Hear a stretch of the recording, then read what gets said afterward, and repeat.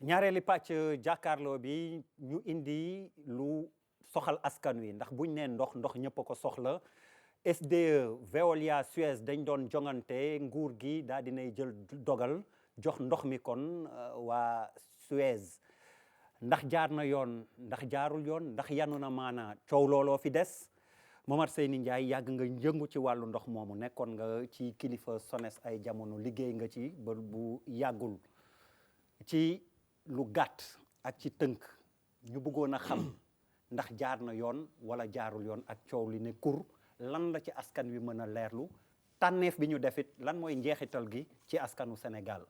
waaw man dama bëgg balaa may tontu ci nuyu waa secteur de l'eau yi nga xam ne ñooy yëngu ci ndox mi. rawatina waa SONES waa SDE ak waa ministère. ñi nga xam ne yàgg naa fa xaw naa fa def ay diir. te ñu seq jàmm rek te wax dëgg neex yàlla ma jële fa aussi lu bari.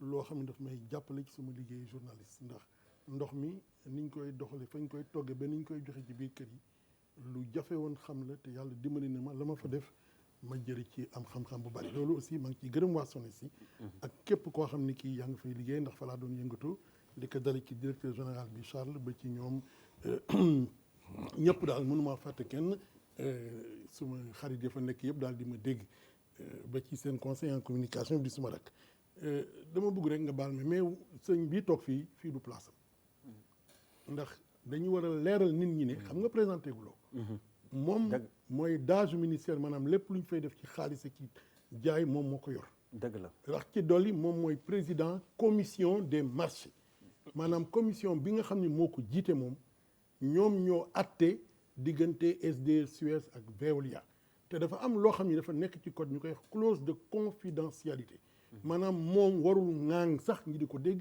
te gis naa ne bii mooy ñaareel bi yoon muy dem ci télévision yi di wax te loolu nag wax dëgg neex yàlla man de bu dul loon kerse bi ma am ci yéen su ma xamee dafay ñëw duma fii toog waxuma ko nag ndax dama ragal débattre rek moom ndax tey suba waxtaan nañ gis daje nañ fenn dëgg la ñuy waxtaan léegi nag dama bëgg nit ñi xam ne kii nekk fii di wax nii moom moo atte moom moo jiite ñi nga xam ne maanaam commission d'évaluation bi nga xam ne commission technique moo koy moom moo ciy tegu moom moo leen jiite moom ñoom ñoo wax kii la ñu war a jox wala kii la ñu war a jox wala kii la ñu attribué ba jox ko DCMP bu defe naa ne bu boobaa dinañ ci àgg waaye nag il faut nit ñi xam ne moom dafa am clause de confidentialité moom ñi bokk ci commission bi ñu technique bi ñuy fukk ak juróom ak ñi nga xam ne mooy experts yi ak sax benn tubaab bu ñu yaakaar ne sax moom mi ngi ci biir commission bi ak ñeneen ak ñeneen bu dul ci ñooñu dañuy amul wax di génn seen làmmiñ dugal ci affaire bi donte bu demee ba xam ne yëf yi jeex na ba nga xam ne ki lañ ko jox kon nag xaw ma ko lu ko fi indi bu dee yéen TFM yéen ko fi indi def ngeen loo xam ne lii nga jégal ma nag ndax man waru leen jox ay leçon bu fekkee nag moo fi indi boppam dañ ko fi yebal war ngeen a laaj nag lu tax ñu di ko fi yebal moom mi ndax wax dëgg neex yàlla waru fi toog nga baal ma nag ndax man xam naa ko moom xam na ma loolu aussi il faut que ñu leeral ko nit ñi bu ñu waxee loolu ba pare nag man dinaa la wax li nga xam ne mooy suma xalaat ci ni nga xam ne moom la ñu joxee ndox mi parce que jàpp nañ ne tey jii daanaka daal lii nga xam ne mooy lu mujj ci waxtaan bi mooy lii nga xam ne mooy accord de non objection DCMP joxe na ko pour li nga xam ne mooy dossier bi ñu ne daal fi mu ne Suez la ñu waaj a jox ndox mi moom la ñuy jox ndox mi en attendant que SDE nag recours yi mu teg waaye nag dinaa wax mbooloo mi ba ñu xam ne sëriñ bii toog fii du place am da ngeen war a wuti benn expert en passation des marchés koo xam ne moom yoonam nekku ci dafa tëddee njaaxanaay dégg nga mu toog fii mu toog mooy waaye moom mii fii mu toog wax dëgg na xel waaye comme ni nga ko waxee moom moo joxe defe naa ni ñuy wax tungu ne du teew ñuy naataal amul ku ko gën a yeyoo indil ñu leeral defe naa ca naka lañ ko joxee jaar na yoon jaarul yoon ba lan moo nekk ci këyit yi code des marchés moo wax clause de confidentialité dinañu ci indi leeral moom dafa warut a teew fii di wax waaw moom danañu wax kon ban sañ-sañ la am ñëw wax si waaw ñi ko fi yebal ñoo gën a xam ne moom mii waru fee ma ni Momar Seyni Ndiaye danañu waxal boppam ban sañ-sañ la am ñëw toog fii wax ni ñuy wax tungu ne du teew ñuy naataal ndox mi niñ ko doon waxee laaj gi te wax nga ko moom mi ñëwal donc war a leeral côté bi nga xam ne ñoom ñoo joxe ban njeexital la am tànneef bi ñu tànneef ci Suez ndax liñ ci dégg bëri na baax na ci askan wi baaxul jaar na yoon jaarul yoon ñu bëggoon nga leeral ñu ci xam nga liñ ci mën a leeral mooy joxaane mi toog moom xam na ko ndax spécialiste passation des marchés la waaye daf ci am loo xam moo ci am maanaam lépp loo xam ne mi ngi ci dossier bi moom xam na ko ndax gis na ko. moo tax dafa nga moom débat contradictoire day naqari ndax bu fekkee ni moom dafa jël dossier bi xool ko ñu saytu ko mu teg ay nit ñoo ñu saytu ko jox ko résultat yi moom mu xam li nekk ci biir yëpp yow mi nga xam ne amoo droit nekk ci commission bi pour ngay waxtaan ak moom dafay jafe ndax li mu xam yow mënoo ko xam. waaw mais am da na ngeen yu senn bokkul ci niveau presse de bi connaissance. am na yu senn ci presse bi waaw mais kon am na luñ ci xam oui am na luñ ci xam. Charles il faut que loolu aussi ma leeral ko. waaw mais il faut mu leeral ko non dama la koy leeral ba pare mënul wax sax ni damay yem ci droit bi rek ndax daf ci warta ngaan léegi li ma ci mën a xam mooy affaire passation des marchés dafa nekk lu doy waar ndax daf ci bari ci surtout dossier bi ñi ci bari ay spécialistes passation des marchés sax dañ ci bokkul dégg-dégg moom lii muy nar a wax ni dégg-dégg boppam la am na ñeneen ñoo xam ne laaj nañ leen ci liggéey na ak ñoom ci dossier bi ci droit bi code des marchés bi am nañ ci beneen gis-gis maanaam ndax DSP la délégation de service public wala code des marchés la kooku moom mën na moom tout à l'heure dina wax ne DSP la ñu ci jàppal benn laaj a ngi dama noonu ne sëñ moom ci boppam dina wax bindal ne non dama lay wax rek moom ci boppam man xam naa li muy waaj wax parce que moom ci boppam dina leen DSP la waaye am na ñeneen ñoo xam ne dañ naan code des marchés la ndax ci biir DSP bi am na ci ay travaux yoo xam ne dañ koy dénk ci contrat de fermage bi SDE la ndax moom xëy na amaana xam na code des marchés mais gënumaa xam contrat de fermage ndax contrat de fermage dama ci liggéey mais daf ci am ci biir contrat de fermage ay xeetu liggéey yoo xam ni mën nañ jàpp ne ay travaux la donc moom li muy wax xam naa ko ndax moom DSP lay wax ndax bu tout à l'heure bu waxee danaan man damay yem ci droit waaye yem ci droit bi sax du waru garam fii ci place bi ñu toog donc li ci mën a nekk mooy SDE dañu fi nekk depuis 96 ñu may ma gàttal 96 depuis 10 ans fukki at 2006 la seen contrat jeex ñu waroon a lancer beneen appel d'offre Ablaye Wade mi fi nekkoon ak gouvernement boobu fi nekkoon lancé wuñ ko bàyyi mbir yi dem ñaan tey ëllëg tey pareeguñu ba ñu finalement ñu ne lii mënta wéy nañ leen yokkalaat yokk leen ñetti at mu jigi Ablaye Wade ne élection yi ak leneen yokkal leen beneen at di ko def ba muy presque juróom-benn yoon ba dem nañ ba mu jigi nag ministère des finances direction du portefeuille ñoom sax ñoo mujj ne lii mënata wëyati ndax SDE dafa war a soit ñu def appel d'offre international ñu jox leen ñu seet ku mën ndox mi ñu jox la ko wala ñu seet ki nga xam ne fekkee ne SDE day toog mu toogaat li nga xam ne nag gouvernement bi fi nekk liggéey na ko ci wax dëgg neex yàlla te ñu mun ko seede te muy lu wér mooy président ak Macky Sall ak gouvernement am ñoom ñoo ne yokk bi ñuy yokkal SDE dafa war a doy ñoo ko wax léegi daal dañ lay en 2013 ñu ne SDE yokk bi doy na léegi dañ lay may juróomi at yàlla nga toog fii ba 2018 nga waajal sa bopp ñu lancer appel d'offre international maanaam c'est ci àddina bi ñi nga xam ne war nañu mën a gérer ndox mi bi ñu ko desee am juróom-ñeenti sociétés yu jox seen dossier juróom-benn yi sax daanaka xëy na ñoom joxewuñu sax dossier ndax xëy na mënuñu liggéey bi mu des ñett ñu préqualifié leen muy SDE Veolia ak Suez léegi nag foofu la xëy na juyoo bi nekk parce que ñi jàpp ne affaire bi xëy na marché la ñooñu dañuy yaakaar ne bu ñu la préqualifié rek mooy maanaam mën nga liggéey bi boobaa dañuy xool offre financière yi ñu xool ki gën a yombale bu ñu xoolee ne xëy na lii nga proposé méngoo na ak sa offre technique tuuti te loolu SDE ñoom nee na ñu mën seen méngoo na loolu la ñu wax ñoom ñoo ko wax ndax ñoom ñoo xam ci prix ñu dégg ci prix ñoom nee na ñoom loolu méngoo na dans ce cas ñu ne kii kat buuba miir lañ ko sant miir bii buuba mën na ko def Charles miir lañ ko sant Charles bu jëlee miir bi peinture ko def ci ay fleur xëy na moom moo ko bëgg a rafetal waaye miir bi na nekk miir buy aar ñu ne nag comme SDE mën na aar ndox mi dañuy ubbi Suez mën na ko aar Veolia mën na ko aar léegi dañuy seet ki nga xam ni moo gën a tuuti leen njëkk ci lañ bu ñu ubbi ministre ci boppam moo ne SDE di moo gën a tuuti leen njëkk maanaam li ñuy wooye moins 10 ans xëy na nag boobaa wuute gi fa la nekk ñi naan dañoo war a defaat ay observation xool ak ndax li mu proposé offre technique bi ak offre financière bi xëy na méngoo na te amul pondération moom xam ne li wax pondération xam na ko amu ci dañuy xool rek seet ndax lii muy proposé ndax méngoo na wala méngoo foofu nag la wuute gi nekk bu ñu xoolee ni ñu ne SDE moo gën a tuuti waaye kat mbir mi daal am na lu ci nekk nañ ci def ay observation yónnee ko DCMP mi ngi nekk ci ministère des finances ministère DCMP ne leen observation yi daal doyuma lii ngeen ma wax ci bi daal doyuma ñu delloowaat ko ñoom ñu defaat seen i observation delloowaat ko DCMP xoolaat ko ne observation yi ngeen def doyuma ba muy ñaari yoon ba mujj gi nag xam naa ni te lii nga xam ne moo ci gën a doy waar ci mbir mi sax wax dëgg neex yàlla mooy 96 bi ñu jëkkee lancé appel d'offre bi fukki fan la def ñu joxe def ci sotti ñu def approbation provisoire boobu Suez mi dañ ko calé ndax dañu ne dossier technique am baaxul Suez mi ñu gàttal rek waaw mais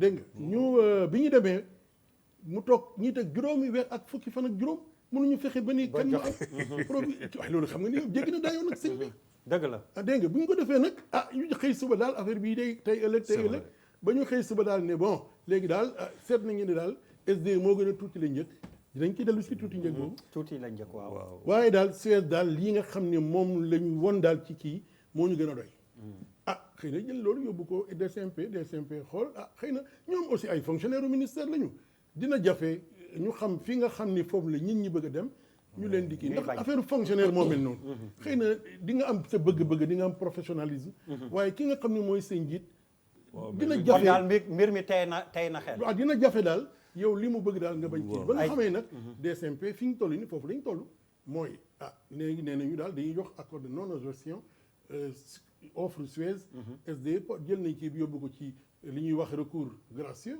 mooy ci ministère bi neen li ngeen def tegul yoon léegi yóbbu nañ ko recours contentieux ARMP dégg nga autorité de régulation des marchés publics ñooñu aussi ñoom nag léegi nag dañuy teg yi ñëpp teg fële ñoom ñoo war a xool nag ci seen aqulay taala seen ndax lii nga xam ni teg nañ ko vraiment yoon la wala du yoon du yoon wala du yoon foofu daal la mbir yi toll te léegi nag bu ñu fa tolloo dinañ xam ndax SDE moom dem na wala demul waaye daal li ñu mën a xam mooy SDE daal moo gën a tuuti la njëkk te bu fekkee ni jël nañ koo xam ni kii du SDE loolu dina mel ni juróom fukki milliards yoo xam ni waroon nañ ko mun a économiser. juróom fukk 50 milliards. 50 milliards entre 40 ay spécialistes ñoo ko calculé yoon du man maa ko calculé. ay spécialistes yi xam ndox ñoom ñoo ko seet par mètre cube seet chaque mètre cube ñaata lay jël ci xaalis te loolu moom xamu ko ndax moom xamul production xëy na xam na code des marchés mais xamul production. moom kooku mënu ci wax moom lu sooy ñoo calculé seet ne lii fi production bi ak nii ci durée bi ci fukki at ak juróom yi loolu ñàkk lay mun a jural Sénégal ñoom nag ñu ne tàmbale jox ko Suez ñàkk xëy na 50 milliards moo leen war a gënal moo gën a dal seen xel ndax xëy na yaakaar nañu ne ci aar ndox mi Suez moo ci ëpp balaa may ñëw ci yow may ma dem directement ci joxaane waaw déedéet joxaane mi mu tontu ci lii man yow laa doon pare ñëw nga indi ma ci mais li man duma wax loolu laa lay wax nii mais li ko Momar wax yëpp war na ci mën a tontu joxaane yëf yi seen loxo la jaar liñ leen ci jiiñ bëri na lu ci am dañu bëggoon a xam.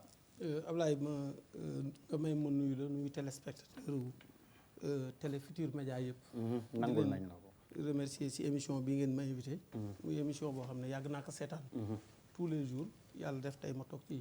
macha allah donc dama koy sante yàlla. parce que lu yàlla dogal la. man nag agent la fonctionnaire la agent de l' administration la agent de l' administration. war nga mën a fuñ la woo nga wuyu fa. waaw leeral war nga mën a wax. leeral war nga xam foo war a yem ak foo warut a yem. loo war a dugg ak loo warut a dugg. je crois que ñaan naa yàlla fii. ñu fi toogee lépp loo xam ne war naa ko mën a wax. war naa ko wax par respect aux téléspectateurs yi ñuy seetaan. loo xam ne waruma fa egg tamit war naa am retenu ak réserve ba du mu fa egg. doyen waxtaan nañ tey suba bi ñuy waxtaan yàlla xam ne xaw moon ne naa ñëw fii. waxtaan nañ bañ dem. ma door a yëg ne damay ñëw fii. te waxtaan naa ak moom ak réserve. fu ma warut a egg egguma fa ak moom.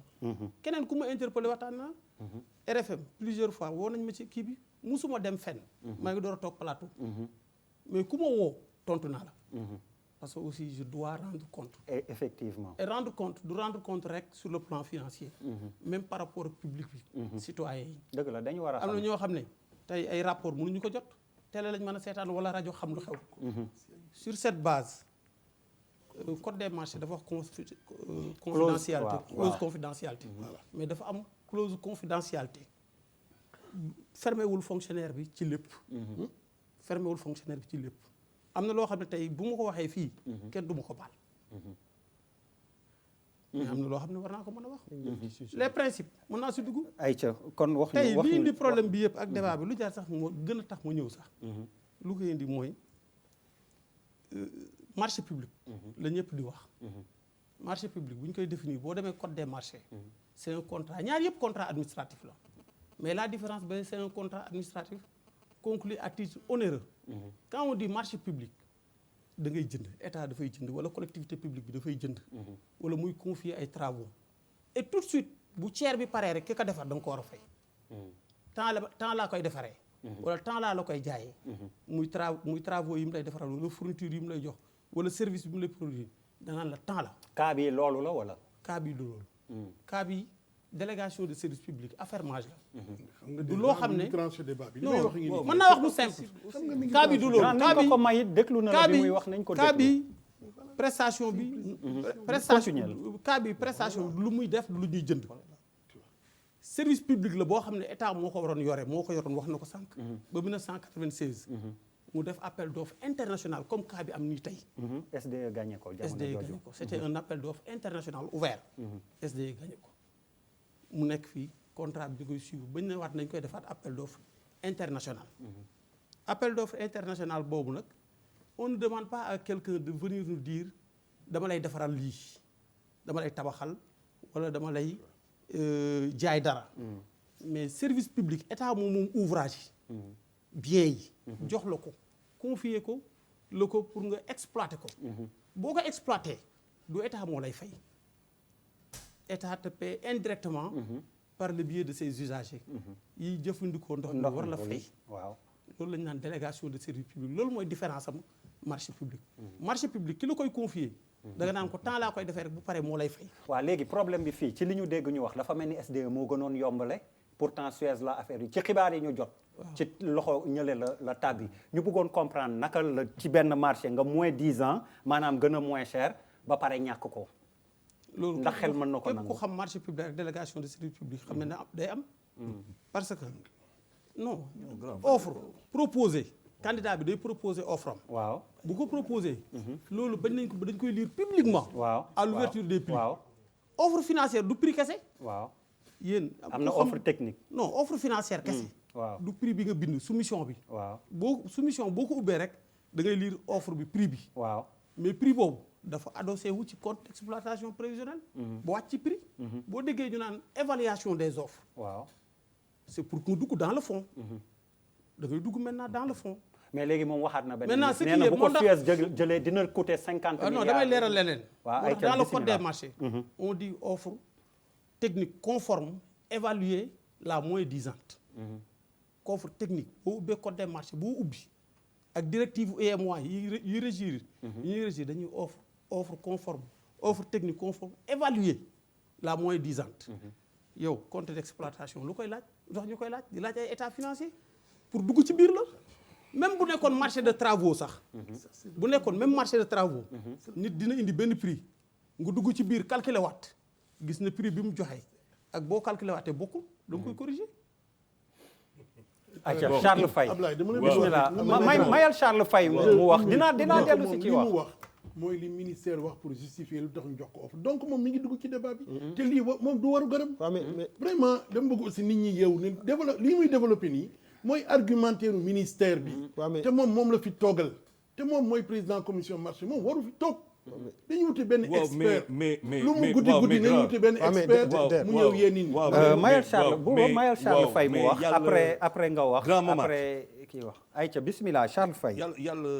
yàlla daa doon koo xamante ni ku doy waar la daf nu may xel pour ñu mun a lire mun a analyser mun a xam. dafa am loo fi wax loo xamante ne. képp ku am tuuti réflexion xam nga que tu as lu ñuy wax conflit d'intérêt. Absolument. kooku c'est la première chose. Clair. Il ne peut pas être d'âge nekk président de la commission des marchés. jugé parti mënul ne mais kooku daf may informer sur doxalin suñu dëkk. on en tire les conséquences qu'il faut. maintenant lu may jàpp man c'est que bu ñu jàppee qu'il a fallu 10 jours pour qu'en 1996 ñu jël marché ba jox ko 10 jours jamono yooyu. machine yooyu internet yooyu yëpp ak tey ute na. tey moom da ngay teg sa plan bind ko Excel nga kii nii mu génne la ça veut dire c'est très moderne. ça veut dire en 2 heures de temps mun nañ kii. bu ñu xoolee des 3 yoo xamante ne ñoo des muy Veolia nekk Suez nekk Eranov ak ay sénégalais la maa ngi ko fi doon wax keroog. actionnariat SDE Eranov daf si bokk. mu am 32% d'hommes d'affaires sénégalais. 5% état 5% salariés. travailleurs yi waaw. ñu amoon 6 mois si biir 6 mois ça veut dire que c'est même inélégant de la part d'un état pour un partenaire nga xaar à 2 mois de son kii nga ne ko ay ca jeex na alors que quand même on aurait pu le faire depuis juin ba pare il faut pas oublier que le ministre ñëpp a ko dégg le 10 juin à RFM am lu mu wax sur le 20 juin. ne dinañ siiwal résultat mu ñëwaat le 10 juillet 1 mois après ne le 20 juillet dinañ ko def et c'est seulement en octobre et bu ñu xoolee bu ñu poussé il y a un problème lan moo gën a doy waar xam nga der le président de la République a été en France en avril. Les Français ñoom foofu seen dëkk mais ils ont plafonné en Europe on a plafonné en France les marchés aujourd'hui c'est en Afrique mais Eranov bi ñu wax nii ñàkk na fii mais signé na Togo barki démb électricité signé na Gabon Suez bu ñuy wax ni Casablanca la doon kii ville nous on parle de 15 millions d'habitants Casablanca la nekkoon Suez elle a une expérience de ville elle n'a pas une expérience naturelle affaire bi ça veut dire dafa leer ça veut dire aujourd'hui le véritable problème que nous avons c'est que il est inacceptable pour un État qui se respecte parce que affaire bi nag suñu mbir la ah vous êtes des fonctionnaires c'est vrai comme nous sommes des travailleurs du secteur privé respecté affaire bi mënul toog juin ngeen xaar ba octobre parce que mu am ay réaction parce que il y a eu une réaction tout simplement du conseil d'administration de la SDE boo xamante ne au sein duquel il y a des Sénégalais qui disent à la SDE parce qu'il y a des gens qui sont payés parce que ñoom ñoo moom seen quand même seen affaire mooy ay Sénégalais ne leen saa waay il faut ngeen dem sur le terrain wax lu ngeen di wax pour qu'il y ait une réaction du ministère qui est totalement inamicale parce que le ministère qui oublie que c'est un serviteur ce n'est pas un donneur d'ordre seulement dañ ko configurer benn cadrage juridique qui lui permet de faire une certaine chose mais votre réponse par exemple je vous dis c'est totalement inamical et inacceptable par rapport à des Sénégalais et des hommes xëy na man li may laaj de manière triviale quoi mooy mi ngi mel ni mais der attends ma wax ñu ne malade bi balaa non ñu faj ko nañ ko mais der yow da nga fàttali ñu mais dama bëgg mais mënoo jël question yëpp ba yow nga waaw der et puis je Bouba je voulais dire waaw non moom laa wax kay affaire bi kon on n'était pas prévu pour parler. non mais non lay wax ni c'est grave hein. waaw attends man dama koy laaj su ma tontoo ngeen mais yaa ngi laaj depuis le début yaa ngi laaj c'est-à-dire non booba laaj yi maa koy centraliser nag léeg-léeg man moo tax nga bañ ko yemal moo tax nga war ko bañ a yemale sa bopp waaw léegi il faut savoir par exemple xam nga ce qui est extraordinaire il faut qu'on sur des faits yu am solo ay faits la ñuy wax 277 francs moom le SDE facturé à l'arrivée toute taxe comprise wala hors TVA 270 ou 78 278 77 non déglu ma 260 déglu ma rek 277 francs le facturé hors TVA c'est ça le deuxième qui vient Suez c'est 22 francs de plus 22 francs virgule 5 298 francs virgule 5 loolu mooy l'offre financière troisième bi moom mu ngi ci 366 350 mais dafa am loo xamante ne moo jiitu offre financière bi mooy l'offre technique aujourd'hui techniquement mais affaire bi fa la ne dañuy wax ay comptes d'exploitation ay affaire yu demee noonu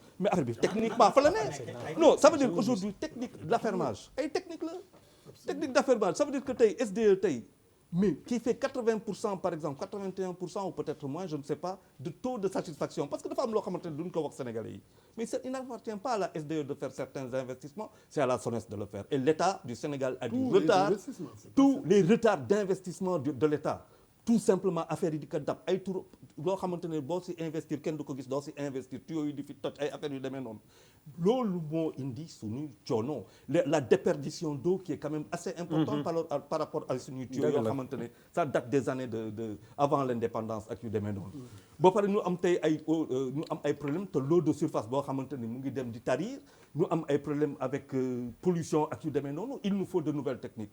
Maintenant, le problème, c'est qu'il y a aussi la France qui est en train de nous imposer son dictat économique parce que loolu mooy dëgg ji parce que quand on regarde aujourd'hui tout ce qui est là mais moomatuñu ko suñu ndox moomuñu ko dootuñu ko moom c'est totalement français. alors Papis Diaw avant may ñëw ci Bouba mayal Papis moo njëkk kaas wax. non kaasuma moi j'ai trouvé grave que nga bañ ñu prévoir quoi. non c'est que dama leen bañ a prévoir Charles dafa wax loo xam ni ça appelé une relance de ma part. mais y a pas de souci c'était le concept mais dama bëggoon wax si affaire ndox bi. L'histoire là man il faut être mais très terre à terre quoi pour parce que boo duggee ci l'histoire de l'exploitation de l'eau parce que il est arrivé que ñu liggéey ci ak ay experts par exemple bu ñu la waxee bassin fleuve Sénégal par exemple li ñuy yàq li ñuy sànni ci ndox xam nga ça c'est un autre débat tu peux en reparler on comprend les insuffisances donc man lu ma dugg ci aspect boobu en sachant que xam nañu ci lu bari lu ñu ci mën a théoriser mais da nga koy andiwaat ci à des proportions plus accessibles pour tous les concitoyens grand bi man yàgg naa dégg histoire bi quoi mais j'avoue que quand l'attribution a été faite wala boog ñu jàpp ne presque def nañ ko c'est avec son article que j'ai compris certains détails très franchement très franchement c'est pas je suis pas son avocat franchement mais je suis parti de ces références et de ces informations sama xel bu ndaw tu convoquais toi de l'intelligence de l'individu ma xool de l'autre camp la réplique qui a été apportée oui vraiment mais elle est dans la moralité c'est pas dans la technicité quoi en rapport elle est subjective avec, quoi voilà en rapport avec moi je fais un arbitrage en tant que Sénégalais pour dafa am fu ma bëgg a dem c'est pas pour rien may wax lii donc grand bi il a donné des informations techniques chiffrées taxaw yu clair la réponse était dans la moralité pour man il y a pas d'opposition c'est pas une réplique c'est une réaction ma génn ci cadre boobu seen dualité boobu noonu ma ñëw ci ce qu'on appelle le protectionnisme utile dans le contexte bi nga xam ne waaw si maanaam aar sa gàncax sa koom pour sa ay doom aar sa moomeel waaw aar sa moomeel merci madame gis nga par exemple loolu lay joxe ma gis ñaari station essence benn bi pour tubaab bi la c'est pas méchant benn bi pour Sénégal Charles la man damay jënd bu Charles bi oui. parce que je me développe moi-même oui. man mun naa fa ñu am panne d'essence mu may ma ko wala sama jarbaat c'est nous dans nous dès lors que je suis pas dans l'arbitrage technique comme passation SDE nekk en conformité avec globalement la situation je crois que l'État avait l'obligation de les privilégier de l'accompagner même bu fekkee dafa am ay yu manqué l'État a l'obligation au nom du Sénégalais pour lesquels ces gens-là sont élus aujourd'hui ñoom Sénégalais yi ñoom lañ yóbbu donc SDE bu fekkoon dafa manqué le état bi daf ko war a jàppale fattal ko li mu manqué pour dem ak moom parce que di nga ci dégg benn Sow ci dégg benn Diallo c'est nous dans nous c'est pour nous or Suez les capitaux qu'ils vont récolter jàmbaar doo ci gis nii ban intérêt la ñu amal dans ci contexte bi ñu nekk nii aujourd'hui dans ce contexte mondial amul sens pour l'équilibre s'il te plaît d'ailleurs je t'apprends rien du tout boo xoolee les plus grandes démocraties du monde aujourd'hui à la tribune les présidents parlent de défendre les intérêts locaux et nationaux amul lu ñuy nëbbatu donc c'est un complexe soit c'est un manque de liberté d'indépendance moom moo sa bopp sañoo décider pour l'intérêt de ton peuple. On a compris merci Bouba Aïcha. waaw man ñaari point lay aborder. bu njëkk bi moom mooy SDE man mi déjà bu ñu nee SDE rek am déjà problème waxuma Suez de ci état actuel bi rek dama am problème parce que problème bu ma am moom mooy et puis j'aimerais bien interpeller grand bi pour laaj ko en fait à quel titre muy défendre SDE est-ce que c'est parce que c'est un journaliste qui défend benn point de vue wala est-ce qu'il a quand même une collaboration bu mu munti nekk ak la SDE je pense que c'est une question très importante est-ce que day liggéey ak SDE mus na liggéey ak ñoom est-ce que dans la communication aussi il se bat pour quelque chose loolu je pense que dafay tax voilà dafay tax mu am solo mais en réalité débat yu mel nii il faut ñuy bàyyi xel que ni nit ñi ne seen kër yi ak ñi koy dégg bu ñu ko aborder ci côté technique ñii lay romb mais duñ ci comprendre lu bari il faut wàcce ko ba teg ko ci kaw table bi ñëpp mun ko comprendre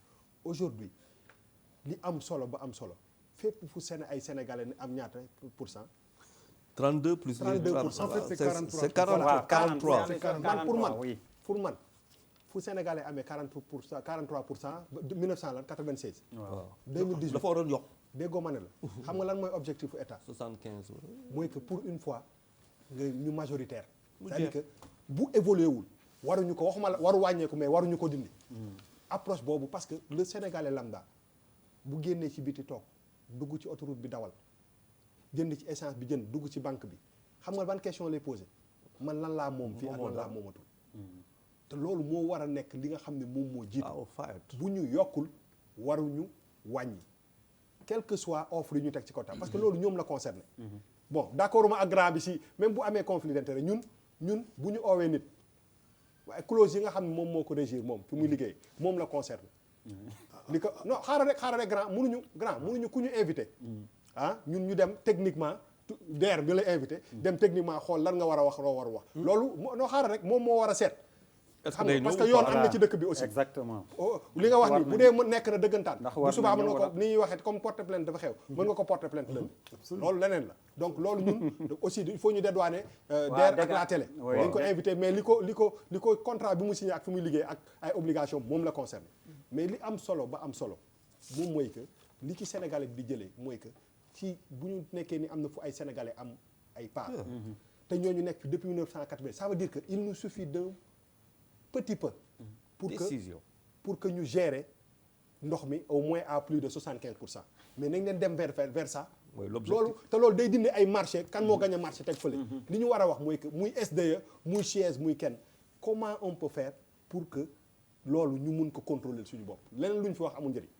pour man waaye bëgg naa laaj grand bi loolu nag waaw mais dina ci wuy man ñemewuma dugal virgule am naa ci lu ma bëgg laaj lu ma bëgg wax waaye bàyyil ma nopp ci comme da ngeen may xoj Bouba jërëjëf Malal ayca yow 1 minute laa lay may yow laa gën a yab Bouba jërëjëf ci précision bi nga def en posant la question au grand c'est important parce que aussi ni mu interpeller kii moom aussi noonu lañ ko war a interpeller parce que gis nañ ni que question bi daf ko intéressé trop te mu ngi ciy liggéey depuis boobu et les articles aussi sont très pertinents lire naa ko tey balaa may ñëw mais dama bëgg ñu jàpp dara Charles dafa évoqué Eranov SDE ci Eranov la bokk aussi ça buñ ko fàtte Eranov siège bi Paris la ne loolu aussi buñ ko fàtte c'est vraiment très très important et que aussi mun nañ évoquer par rapport à cette situation la question du monopole Forum Civil am na liggéey bu mu ci liggéey bu am solo bi nga xamante ne nee na quand même depuis un certain temps depuis 20 ans SDE dafa monopoliser dara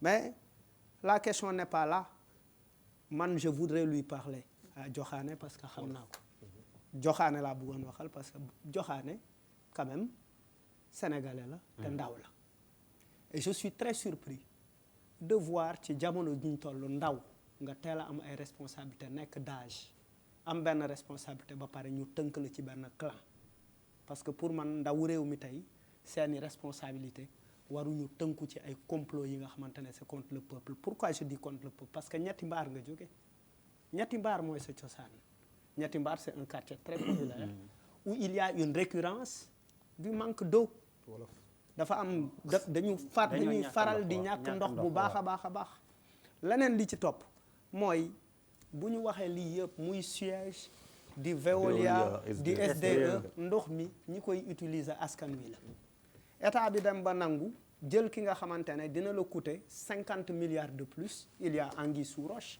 nit ñi war nañ poser ay questions leneen li nga xamante ne lu ñu war a wax la mooy sénégalais yi dañ soxla eau de qualité sénégalais yi dañu soxla parce que bu ñu waxee aussi kan moo ñuy jox ndox naka la ñu koy joxe et puis la situation des travailleurs de la SDE lan lay doon ak njëg bi lan mooy doon le futur des travailleurs de la SDE 5% pour ñoom en termes d'action je pense que c'est très insuffisant parce que en réalité liggéey bi yëpp ñoom ñoo koy def pour man quel que soit ki nga xamante ne moom lañ fiy teg nañu indil li nga xamante ne moom moo gën ci réew parce que mun nañ aussi noter que également SDE nekk na fi def nañ privatisation ça ne règle pas le problème la question qu'on devrait se poser mooy Sénégal mu ngi am indépendance am depuis 1960 qu'est-ce que l'État fait en termes de mobilisation de moyens pour que sénégalais yi mën a jàng mën a am xam-xam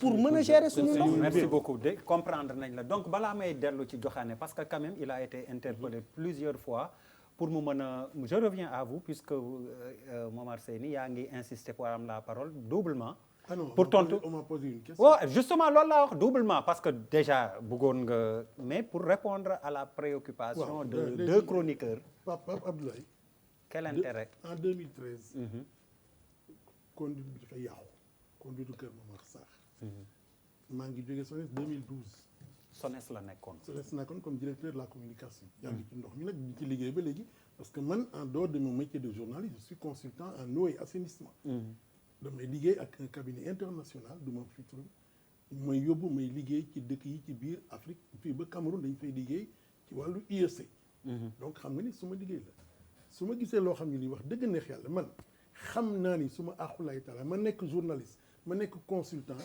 ma xam ni lii teguñu ko ci ni ma ko gisee su ma gis-gisu bopp laa je crois que man dama am mission sociale taxaw ni lii pour man jaarul yoon foofu laa mu ne li ci loolu 2013 bi ndox mi yàqoo bi tuyau bi tojjee dañu accuser SONES dañu ne SONES la dama TFM fii nii def naa fi ay débat attaqué SDE dal ci seen kaw SDE def fi débat lu nekk ma expliqué ne du SONES ndaxte kii lii expliqué wax kii ñu waa SDE tontu ma tontonteeg ñoom expliqué mbir mi nu mu ci ni ma ko suma gis-gis te nag man comme man yàgg naa ci te am naa ay spécialiste yoo xam ne dañuy def ay passation de marché ci biir travaux nekk ci ay affaire eau assainissement te daanaka sax li may liggéey ci assainissement actuellement moo ëpp sax li may liggéey ci ndox mi pour te dire que nit ki aussi ni nga war a évoluer ba Cameroun def naa fa daaw presque dem naa fa une quinzaine de fois pour def ay campagne de sensibilisation IEC ci affaire assainissement dëgg la ak ci ndox donc lu ma xam la dama ciy liggéey du tàggu ni man journaliste la parce que damay def journalisme mais en fait su ma métier actuellement c'est consultant donc affaire bi foofu la nekk bu ma gisee mbir mi nii xam ni mbir mi vraiment wax dëgg neex yàlla SDE dafay def 22 ans mu indi production bi doublé ko triplé nombre de clients yi dégg nga triplé nombre de clients yi. mais grand nag fu mu ne nii yow yaa ngi defal communication. bon kon léegi xoolal man foofu la sama problème nekk léegi mën naa bañ a sax wax performance yi mais li ma gis ci ay performance waaw léegi ma performance yi ci performance yi sérieusement gis naa lu ma ci doy non booba mën naa di maa ngi déglu grand waxuma dama ne ci performance yi gis naa lu ma ci doy te bi ma xoolee affaire bi xam naa ne man su ma wàllu bopp vraiment bu fekkee ne tey jii Sénégal SDE bu fi defee 22 ans am na culture du milieu xam na fi boo bëggee changer automatiquement beneen repreneur opérateur mën na indi ay njeexital parce que kooku xëy na culture bi mu am ak réalité sociale merci dans nos habitudes de consommation en matière d'eau culture la dëgg la du tubaab bu jógee fële moo ñëw rek mun koo soppi noonu ma gis ne loolu mën na indi ay njeexital ci biir Sénégal ma ne lii kat su ma liggéey man consultant au-delà de tout autre ak suma xam-xam ci journaliste war na ma mun a ma wax ci suma kaddu dégg nga nit ki nag ci li ngay liggéey ci ngay dundee loolu moom kenn mënu ko weddi ci àddina mais li ma ci mën a wax daal mooy dafa am loo xam ne ngi ci mooy vraiment une minute mooy gouvernement bi daf ci liggéey lu am solo ndax gouvernement bi su lancé bul woon appel d'offre international kon prix du wàcc ça aussi il faut le reconnaître le gouvernement a fait ça le gouvernement su agirul woon fii la ñuy nekk di def ay avenant jëmale subal kon duñ ci jóge dégg nga gouvernement bi tey jii contrat bu bees bi ci capital bu Eranov SDE gouvernement bi amul ci dara prendre 5% la amoon gars yi SDE aspiré nañ ko léegi contrat bu bees bi gouvernement bi dina ci am 25%. Loolu aussi évolution la mais loolu mënuñu wax ne gouvernement bi ak président liggéeyuñ ci loolu aussi dañ koy sargal ci loolu mais nag daf ci am loo xam ni li dëgg nag ku gis ne nen ngi nii bu fekkee ne léegi Suez buuba dafa am lu ci nekk loo xam ne aussi boo nekkul ci biir doo ko xam degré moom mi nga xam ne moom mooy defar station bi kan moo ko moom Suez ko moom Suez moom te degré moom moo tabax station KMS 1 KMS 2 bu Kër Momar Sarr bi ci 17 milliards moo gagné marché KMS 3 te léegi moom filiale du Suez la am na ci beneen société française boo xam ne dafa dugg ci affaire IEC dama lay wax ne loolu il faut ñu wax ko nit ñi aussi am na beneen aussi agence boo xam ne mi ngi day def affaire IEC France la jógee mi ngi ñëw fii léegi commencé di jël fi ay marché léegi ñun li ñuy bañ mooy xam nga mu ngi daanelee foofu xam nga li ñuy bañ rek mooy jël ndox mi yëpp jox ko Suisse ëllëg bu amee torof ñu am problème te daf ci am en 91 foofu laay daanelee Suisse dafa nekkoon Argentine yor ndox ma mu dem ba ci diggi mu am problème de change maanaam dollar xaalis bañ doon liggéeyee foofu xaalis ba daanu Suez dem bàyyi leen fa ñooñu toog nañu ay fan yi yàlla amuñu ndox loolu la ñuy bañal Sénégal du leneen dégg nga. dégg nañ la léegi ñu dellu si vraiment interpellation yu bëri na te ci tënk yi li ma fi dégg daal mooy même bu doon SDE malade la du xel ñu naan nañ ko rey nañ ko faj mooy solution bi ba pare mu des ci sunu biir. c'est que man dama yàgg seetaan fii il faut ñun ñu xam luñ bëgg xam luñ bëgg kii wax na ko léegi malal waaw man ñetti mbaar la wax man sax quartier bi ñuy wax Musdalifa Pikine Musdalifa ceetu ñetti mbaar laa judee dëkk foofu baaru jegaan ndox mi amélioré fa laa jógee léegi waaw fa laay dellu ak suñu waa kër dëgg la bi mu ne damay ñëw fii sax suñu waa kër dañ ne ma looy def mais dam ne responsabilité bu ñu la ko joxee fu ñu la woo da ngay dama wuyu dëgg la gis nga Charles amul code des marchés fenn fu ñu ne directeur de l' administration générale du nekk président commission marché ku war a nekk président commission des marchés code bi moo ko définir na nga nekk agent de l'ordre administratif par année on te nomme par arrêté soumettre ko DCMP mu joxe avis de non objet bu amee lu su lu dul nangu commission bi da koy bañ gis nga directeur nag dañ la koy nommer par décret xëy mën nañ la wàcc mais président de commission dañ la koy nommer pour une gestion mën naa ko nekk ren mënoon nañ ko def directeur de l'hydraulique mënoon nañ ko def n'importe quel autre agent dëgg la da ngay dem ci ministère bee daaj ba la nga dem ci ministère bee beneen directeur la nga dem ci ministère bee conflit d'intérêt amul foofu directeur de l'administration générale directeur ak président commission marché foofu ñun ñaa ngi may déglu boo xoolee code bi on te le nomme par arrêté te arrêté bi duñu la ko nommé rek mu yem ci ministère bi day dem ba secrétaire mais li ñu wax ci ndox bi maintenant bu ma ñëwee ci non c'était boo ma leeral loolu waaw li may wax ci mbir mi délai yi ñun on savait que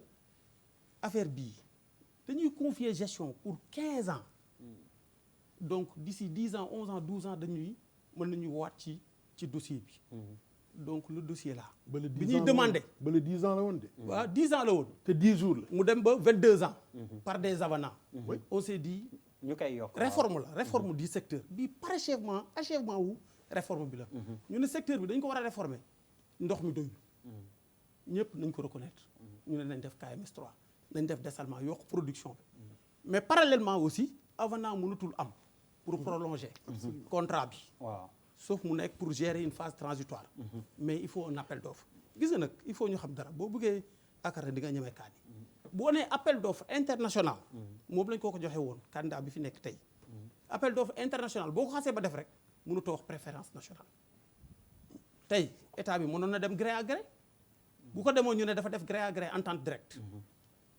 mais ñu ne nañ def appel d'offre international boo ko waxee cahier de charge ak DAO et bii ça a été en 3 étapes pré-qualif 9 la ñu woon 6 si daw mu des 3 yi bi ñu demee cahier de charge bi DAO bi ñoo ànd ak ñoom consolider ko di ko consolider ak ñoom ñuy def seen observation ñu si ànd ak ñoom ñu si def seen ak ba def mémorandum ba ñoom ñëpp ñu d'accord ci DAO bi les 3 candidats oui donc candidat bu nekk mënoon nga wax ne DAO bi telle partie arrangé wu waaw d'accord ma ci waaw mais c'est léegi bi ñu demee ba DAO bi dafa la contradiction est devant vous Charles bu ñu demee ba def DAO non loolu mooy may leen DSP noonu lay demee moo tax bokkul ak marché boo defee préqualif ñi préqualifié da ngay def ak ñoom des réunions de Ça, c'est la clarification position du ministère. non du position ministère principe laay wax may leen xam ko nga may li leen may ko wax s'il vous man plaît waxuma waaw li nekk ci biir déglu na leen bi ngeen di wax kan man fonctionnaire laa nit ñaa ngi may déglu am na ñu ma gën a jàng gën ma xam li may def jàngal ma ko di ma déglu DSP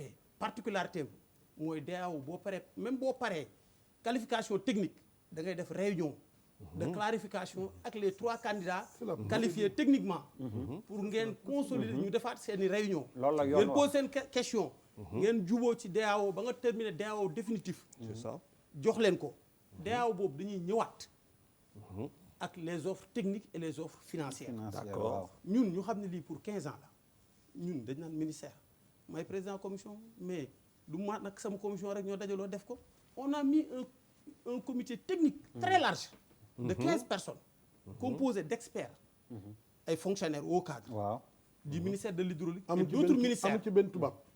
déedéet et d'autres ministères dëgg la li ngay wax dégg bu ñu ko defee mënoon ne ñun au cadre rek doy na dëgg la ñu ne dañuy wutiwaat yeneen expert du privé national juriste fiscaliste financier ak les techniciens du secteur ak les juristes du ministère ñëpp ñu boole ñuy 15 ma jox leen jébbal leen dossier yi le comité technique toog maintenant xamoon nañ ne dossier bi aussi du yomb et dafa complexe et il faut passer au peigne fin tout ba li ngay signé kenn dootu si mën a dellu ñoom dañ leen demandé validité des offres. le 28 décembre. candidat yi ñoom candidat yi. ah bon donc pour nga naan ñoom ba pare.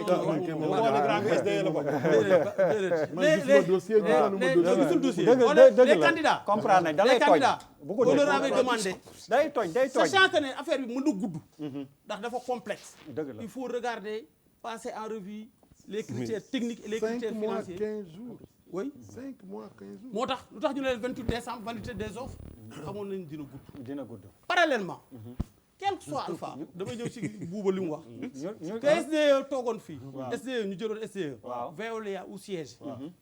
contrat bi dafay expirer le 31 décembre. il y a un comité. de suivi du contrat buy travailler ci loolu.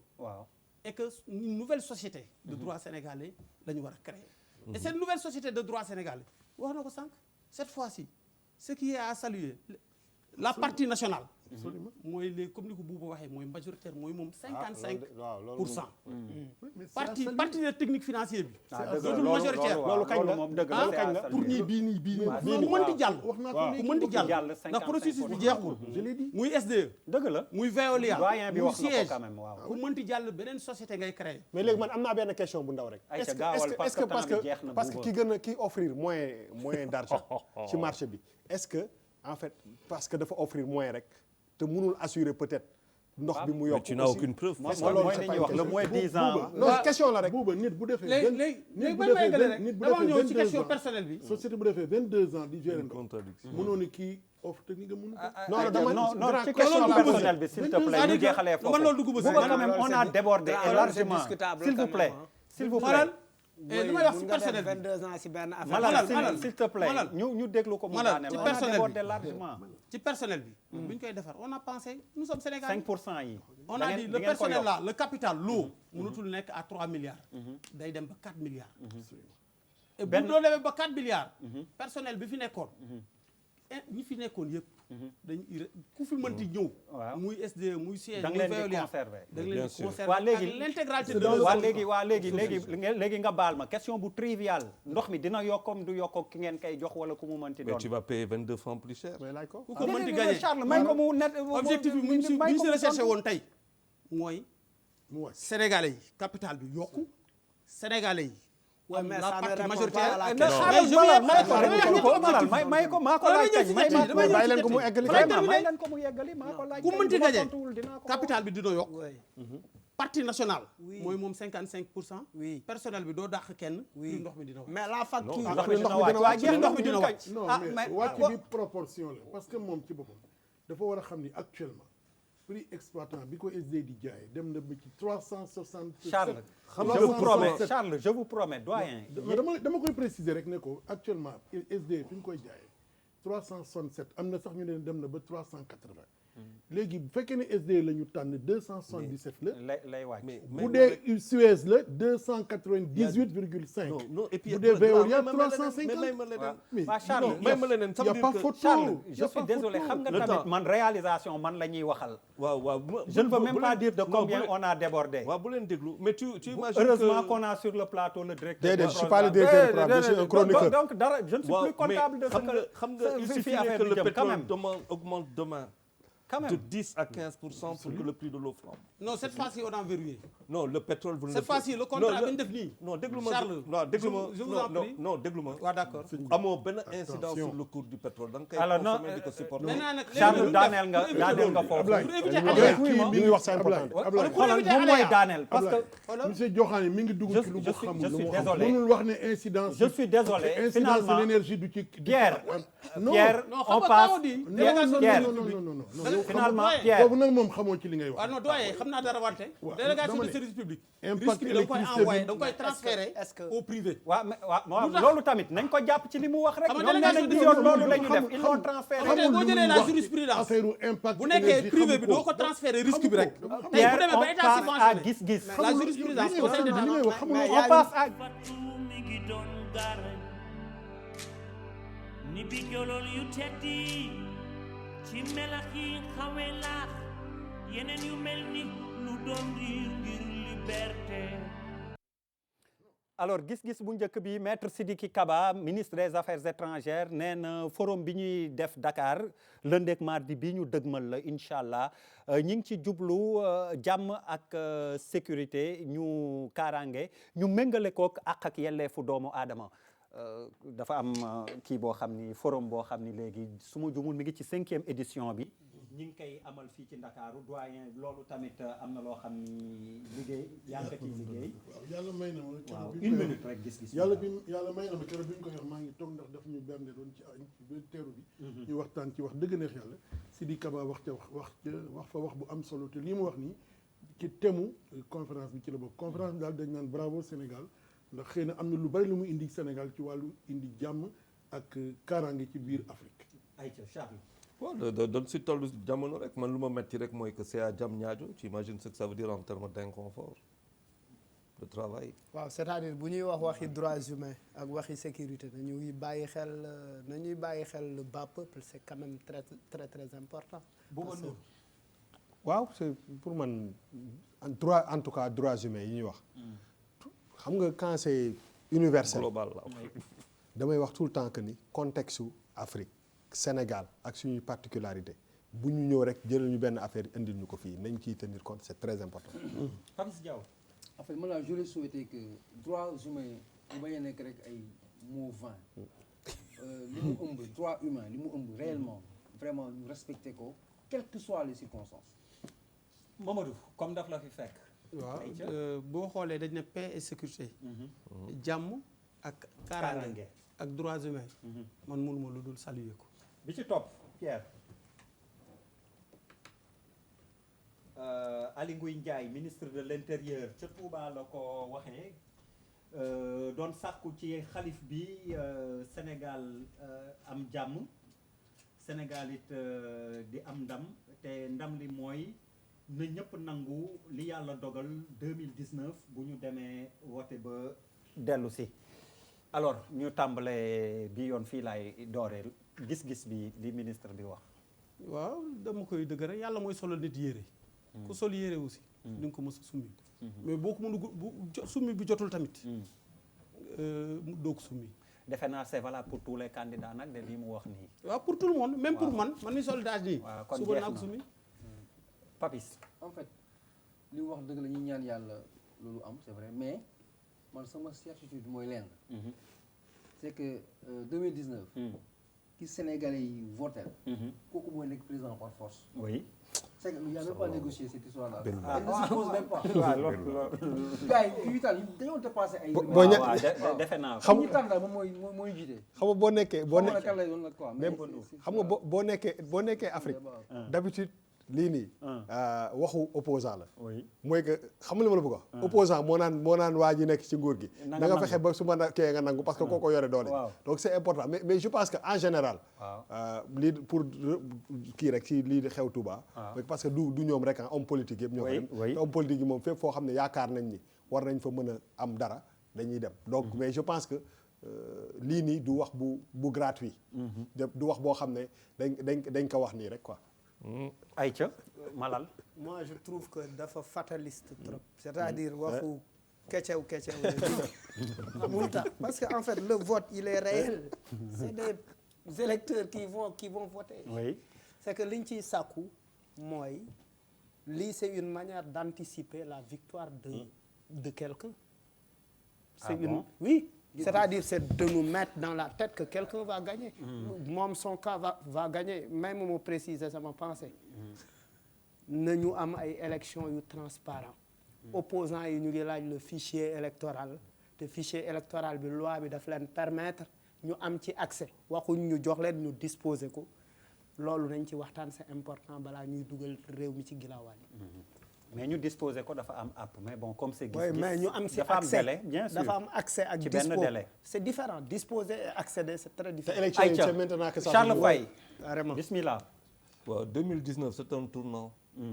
waaw Papis je suis avec toi tout le temps. Momar Seyni lii mu wax ni dama koy rafetlu te dama koy ñaan lii mu wax nii mu wéy di ko wax. ndax lii ci la ñëpp xaj. allez le prochain gis-gis c'est le dernier. Michel Lazare bi moo ko wax FMI mi ngi fi fan yi nee nañ taux de croissance bi dina nekk 6% te ci juróomi at yu tegloo muy yokku ak di nekk 6% la waaye gis nañ tamit ni téeméer ak fukk ak juróomi milliards ci budget 2018 bi dina am déficit maanaam dinañ ci am jafe-jafe. Charles Faye maa ngi la doon wax léegi essence bi. mbiru bu yokkee. waaw tu sais qu'on n'a pas maa ngi ko wax keroog fekk on l'a pas répercuté. essence yokku na prix pétrole yokku na mais on l'a pas répercuté. mais je pense que le grand problème boo xamante ne am nañ ko fii te dinañ si wax xëy na si suñu émission mu am solo. enquête d'écho. mooy suñuy impôts yi les dépenses fiscales ak yu demee noonu exonération yu bëri yi. je pense qu'il va falloir que le Sénégalais soit beaucoup plus nu ñuy fay impôt parce que lii déficit bu muy wax nii si impôts yi la nekk. donc tu appelles à la citoyenneté fiscale si je comprends bien. Momar Seyni. man de li ma ci gis dafa mel ni ku weddi Amadou Ba ministre des finances ndax ministre des finances moo fi ne am nañ croissance daaw 6,8% ba jëm 7% 7,1 te loolu day wéy te fi mu nekk nii kii 6% la wax. beneen bi mooy Amadou Ba moo fi waxoon ne kees gi am na 700 milliards yoo xam ne mi ngi fi te 700 milliards yi mën nañ ci kii ba kii bi jeex ba année budgétaire bi jeex te kii ne. non ce n'est pas possible. non moom la damay fàttali bàyyi ko gis-gis bàyyi ko mu wax. Amadou Ba moo ko wax mu ne am nañ fi 700 milliards déggu leen ko fi yéen ñëpp. ne 700 milliards te dëgg neex yàlla war nañoo mën a nelaw si dormi tranquille ndax xaalis am na fi lii nag wane ne xaalis amul. Aïcha Malal. oui quand on parle de croissance dafa war a ressentir ci dundu gars yi ba léegi ñu ngi ñaan paas Touba. c'est ça le problème. nee na paas la Bouba maa yow joxe nga paas Touba. non mooy li ma doon wax rek. c'est-à-dire que ay chiffres. ay pourcentage c'est pas le plus important xam nga lan la. bu réew mi di dox. gars yi di jot xaalis. oui ça se ressent ci nit ñi. réew c'est mi vécu. amul xaalis. kon da nga banque nii nga. non man yi gars yi ngi tous les jours ma wax leen ko. Aïcha Papis Diaw. c'est que on commencé am un problème avec croissance. waaw affaire yi décroissant nga may nekk. xam laa ko jàppee. croissant du croissant chocolat. bàyyi ko mu wax nga bàyyil Papis wax. benn mot rek bu nekk dans les coins intellectuels. merci adduna bi foo dem rek benn ay groupe daal ñu joxaat na loxo. parce que boo demee marché Thiaré bu tuddee croissance. boo demee Diourbel. d'accord. joxaane wax ñu ndax yow marché ñetti mbaar yaa ngi koy dégg croissance. événement Touba bi dem naa fa bëgg du croissance. ban croissance. c'est un intellectuel daal ñoo ko ngab ne di wax. joxaat na loxo. man mais wax na la moi je suis du peuple. bu ma waxati wax croissance. Aïcha billahi joxaane. bon man du ma si commentaire lu bëri damay rejoindre. alors mais tu es un âge. waaw bien sûr. am nga lii ki ko wax. non fii y a des pertes y a des pertes. déglu ko déglu waaw. xam nga assertion bi nii laa ko gisee xaw ma ban contexte la jógee. ba mu génn ci lii. waaw moo tax dama ci. non mission FMI la. waaw xam naa li nga wax moo tax rapport dama de ne mission la. rapport bi comme liiruma lépp. dama ciy prudent. waaw moo tax li may ñaax mais li kiy wax. waaw fa la jógee. lan la wax loo ci ànd. citoyenneté dinañ ko fay seen impôt. fay seen taxe mais tamit ñi ñu koy fay. delloo ko ci. ñi ci askan wi jërë ngeen jëf. jàkkaarloo bi ñu leen di gërëm di leen sant yéen ñi àndoon ak ñun di ñaan yàlla ajjuma bi ñu dëgmal incha allah ñu dajewaat fii ci jàmm ak salaam waxtaanee leneen lu soxal askan wi ak Sénégal. ngir liberté